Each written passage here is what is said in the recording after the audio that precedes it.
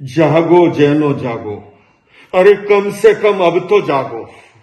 स्वतंत्र भारत के इतिहास में पहली बार एक जैन संत को कर्नाटक की धरती पर पूज्य आचार्य काम कुमार नंदी जी का अपहरण करके उनकी हत्या कर दी गई। उनके शव को कई भागों में काट करके बोरवेल में डाल दिया गया।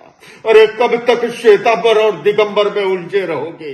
अरे अब तो एकजुट होकर के एक स्वर उठाओ, और अगर एकजुट होकर के स्वर नहीं उठाओगे, हमारे संतों का, साधु भगवंतों का, तीर्थों की रक्षा का एक नया प्रश्न खड़ा हो जाएगा।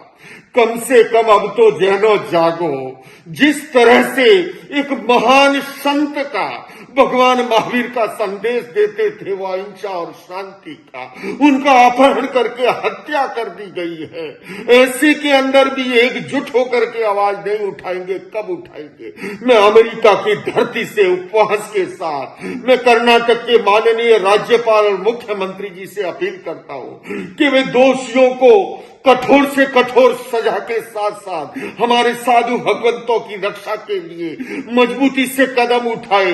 अमेरिका में मैं आपको बताऊं, जैन एकजुट हैं। 70 सेंटर सब एक छत के नीचे, दिगंबर, श्वेतांबर, डेरावासी, स्थानकवासी, तेरापंथी एकजुट होने से यहाँ जैनों की आवाज व्हाइट हाउस में भी सुनाई देती है, यूनाइटेड नेशंस में भी सुनाई देती है।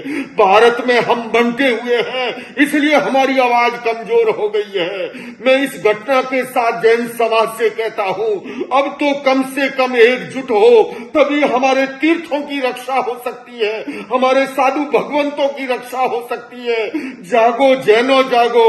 और साथ साथ में तमाम धार्मिक और आध्यात्मिक जगत से निवेदन करता हूं कि इस घटना की निंदा ही न करे, उसके लिए एकजुट होकर के जैन समाज का साथ दे।